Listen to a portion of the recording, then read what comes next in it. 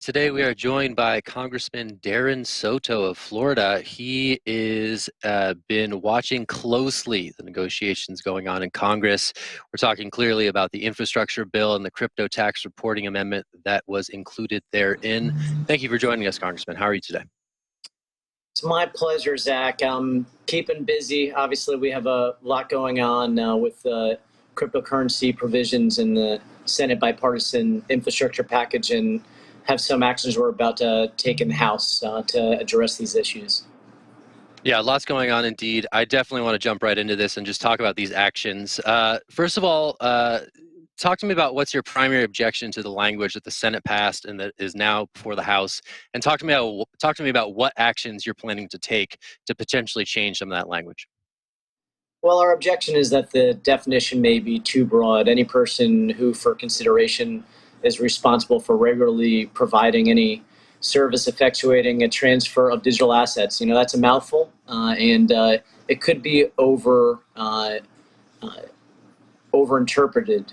We want to make sure that software developers, crypto miners, node operators, and other non-brokers aren't included. And there was a bipartisan consensus amendment in the Senate.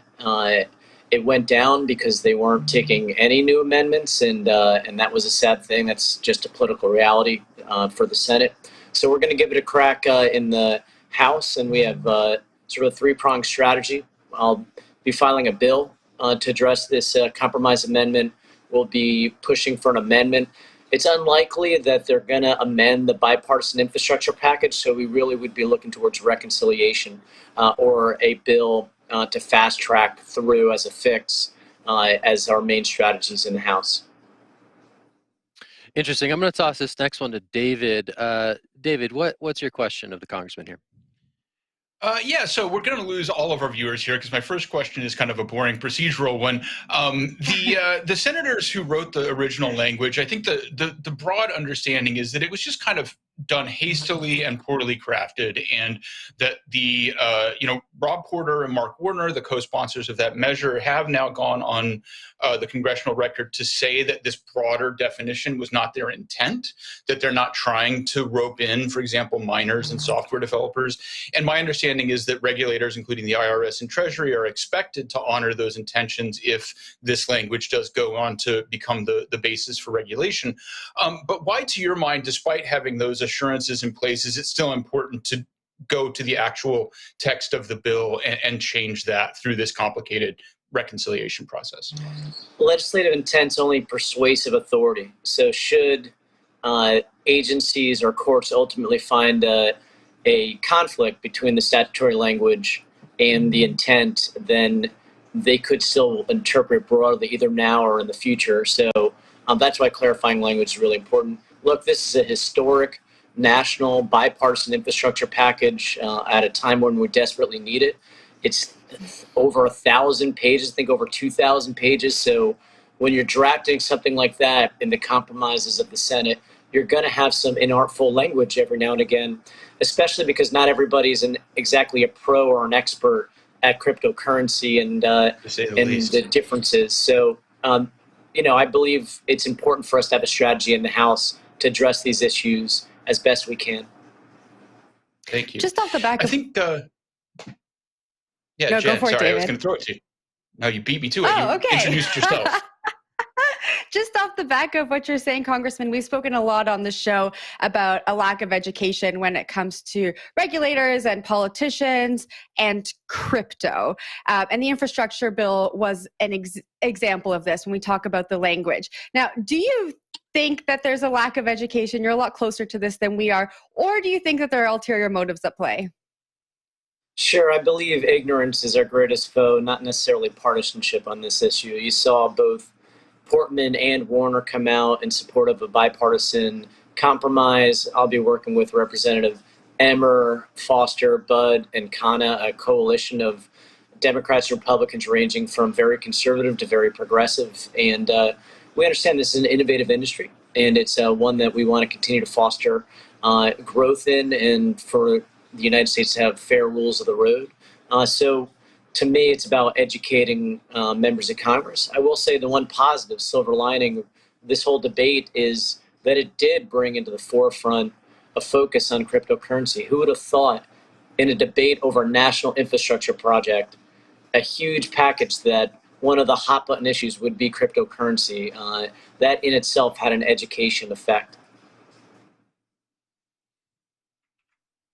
Awesome. Well, I'll jump in with another question if I can. So I'm wondering about the state-by-state way of looking at cryptocurrency itself. Of course, you're in Florida, where we've seen like a lot of enthusiasm around the cryptocurrency space, especially in Miami. And then there's some other states like Texas, and then parts of New York State. Not all parts of New York have had a lot of enthusiasm for cryptocurrency itself.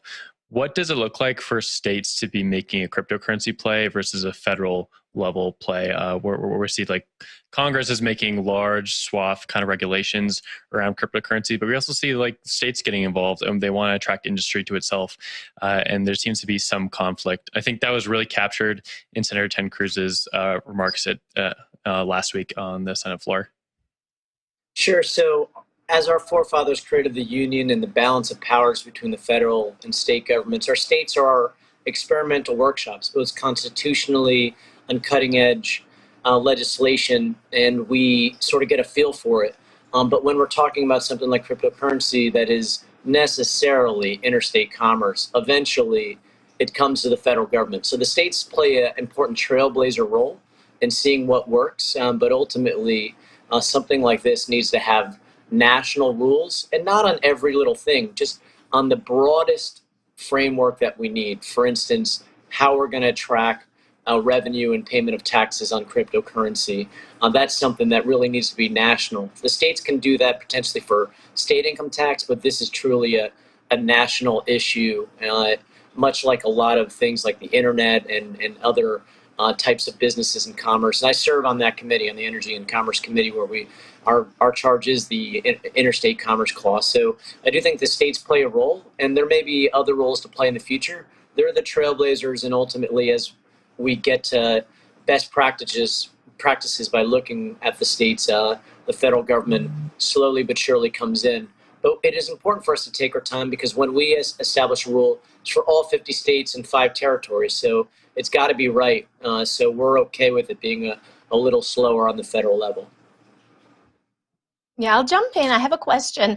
With the initial amendment that was put through, it seems that you have congressmen who wrote the original language of the bill come in favor of it, and then there was a complete 180 and him sitting around and putting forward his own amendment. What do you think was the motivation behind that, seeing as he then went on the record to say that the intent behind this is not to have this broad scope of what the definition of a broker is? Sure. So this gets to really in the weeds statutory interpretation. When you see something like any person who for consideration is responsible for regularly providing and effectuating transfer of digital assets, that's a mouthful, right? You think, okay, they're talking about brokers, they're talking about exchanges, but any person. And what is consideration? Is a node operator, is a crypto miner getting some consideration? And they didn't use the term custody, which none of these, including software developers, don't have. So when you're talking about at the federal level, where there could be millions, if not billions of dollars in revenue paid over the years, you want to get it as accurate as possible. And if there was specific groups that were intended not to be there, establishing legislative intent through commenting on the record is important, but the real way to do it is to have specific exclusions in the statute, or other ways to narrowly tighten the definition. The stakes are high, so you want to get it as accurate as possible. Yeah, I completely agree with that, but I'm just wondering why Warner and Portman felt they needed to come out with their own amendment when the first one seemed to pretty much encapsulate everything that you just said. Sure, I think they might have sought additionally input from the White House and other stakeholders. I don't think there's any nefarious purpose in this. Look, this is complicated stuff. You all are pros on cryptocurrency, but your average member of Congress is not. And by the way, they're dealing with 1,000 other issues. This is just one of them. Now, it was one that came to the top, but they're drafting a national infrastructure package to combat climate change, this establish new roads and bridges and ports, and modernize our electric system and water systems, and establish rural broadband throughout the nation. So this is just one facet. It got some of their attention, but as they got more advocacy towards it, I think they pivoted a little bit and were probably surprised about the real focus on it when you don't think of cryptocurrency necessarily right away when you think about infrastructure. It's a financial tool like a stock or a currency or a future or security. So this isn't necessarily the first thing you're really focusing on when you're developing an infrastructure package. But it's just a testament that this is complicated stuff. They want to get it right, and they're listening to stakeholders. And if they have to evolve to make sure, because the stakes are high, we're all willing to do that. Yeah, I'm glad you brought up all these, the multitude of issues, right? And with each issue comes an interest group, and I think we saw a little bit, crypto get its voice in DC. I was really curious from your perspective, from where you sit, does crypto have a strong enough lobbying presence in DC when we're talking about nuance and technical detail, or is that something that is currently lacking on K Street?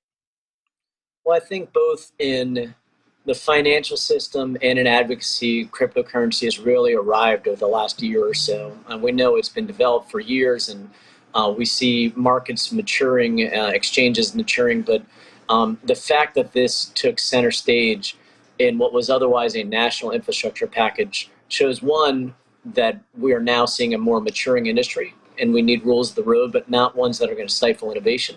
And it also shows that whether it was paid advocacy or through grassroots, or a combination of both, clearly the voice of cryptocurrency was heard on Capitol Hill. And so, but those efforts need to be maintained, right? You don't just have a one-off win and then everything's back to normal. This is now a huge industry, and it will need a steady voice from both the grassroots and from folks on Capitol Hill as well for years to come. Any of the other types of financial tools and technologies I mentioned, they all have a steady presence too, and so the fact that you saw some movement shows a real robust advocacy on this issue. Yeah, I want to take us away from the bill for just a second. I know you've worked really closely with Congressman Emmer, and he's been vocal on CBDCs leading us down a slippery slope into a surveillance state. I'm wondering what your opinion is on CBDCs and what you see as the future for them in the U.S. Look, we have to balance between both protecting consumers and making sure that we have folks pay the taxes they owe, and also have freedom to innovate. And so you're going to see, as this industry matures, there'll be constantly reassessments about what rules of the road need to be on the books for protecting consumers while also innovating. And this is something, again, like I mentioned with the other issues, it'll be advocated, and you need a maintenance of effort over the years to make sure we get that right fit. I passed the first two blockchain-related bills out of the House again just a few weeks ago, Blockchain Innovation Act and the Digital Taxonomy Act, both really starting the conversation going on the federal level for this balance between consumer protection, innovation in the regulatory space. One asked the FTC to comment on these issues, and the other asked the Department of Commerce. We hope our Senate colleagues will also do that. We're also working on a blockchain center of excellence in the Department of Commerce to address all applications of blockchain, including cryptocurrency.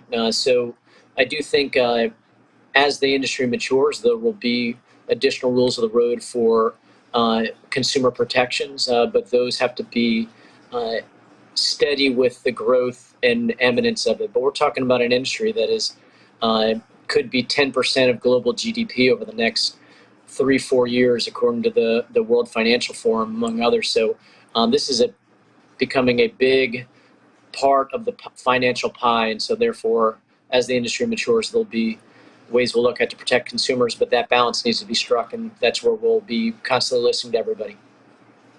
Congressman Soto, you've been a proponent of crypto really since day one, and you're a Democrat, and then you have Republicans who are also proponents of crypto. So we're seeing this phenomenon where both sides of the aisle are finding something in this technology that will help further their cause. Are you concerned that this is going to eventually become a partisan issue, and how do we avoid that? I'm not particularly concerned about it as of right now. The blockchain caucus has many Democrats and Republicans. We have major Democratic leaders like Ro Khanna out of Silicon Valley and Bill Foster out of Illinois, who is literally a engineer and really thinks about these things from a technological point of view, in addition to Emmer, Bud, Schweiker out of the Republican side. And before that, now Governor Jared Polis was a big leader in the crypto space when he was in the Congress. So to me, the bigger issue is ignorance is our big foe. Just making sure, whether we're talking about social media, whether we're talking about cryptocurrency, whether we're talking about artificial intelligence, renewable energy, all these cutting edge areas that the United States is going to have to continue to dominate commercial space. I'm from the Central Florida area. We have the busiest spaceport in the world at Cape Canaveral, all these different things. The bigger issue, I don't think, is partisanship as much as educating members who may not specialize in tech type fields in the policy arena. So, Representative Soto, I've been given the honor of asking the last question, and I'm going to make it a tough one. A lot of this is about kind of misunderstanding and education, but I think there is one real tricky wicket here, which is DeFi, or decentralized finance. And those are essentially tools that make it possible to trade financial assets peer-to-peer. And they're not maintained by any company. And so I'm curious if you have any, and we're way ahead of the curve here, but I'm curious if you have any thoughts about how we might eventually get to some kind of rational regulatory regime for decentralized finance. Well, first is about consensus. We work with both folks in the industry, from our constituents, from folks in the agencies, and with something like this, decentralized financing is fine. We've seen it before in other forms, like Kickstarter on a much smaller space. This would be a national one, or Indiegogo, among others. And now we're seeing the ability for these networks, these exchanges, to be able to do these things. So I think the key is there'll still be an expectation that, look, where there's a tax liability, these transactions need to be reported and taxes need to be paid. And we also need to make sure we're not financing anything illicit. The beauty of cryptocurrency is the record's permanent. And so it really does help long term to be able to combat illicit issues that could come up. And that's the same for currencies. That's the same for bonds or any other industry, even deposits in a bank account. So, but this is one of the signs of a maturing industry. As it becomes more preeminent, there'll be other rules of the road that other more mature areas of the financial sector have certain rules to do two things: make sure people are paying their taxes, and two, making sure that we're not utilizing it for nefarious purposes. And that can be done with any financial tool. There's nothing about cryptocurrency any more than that. And one last thing we're looking at is, you see the ransomware attacks. And sadly, it's something I've had to educate a lot of members of Congress on, because a lot of these ransomware attacks are using the cryptocurrency space to get paid. And so that's an area that you have a lot of members concerned about, especially after the Colonial Pipeline incident. And so there's going to be some concern that we have to address, but we do it by consensus. And so your continued input is really important.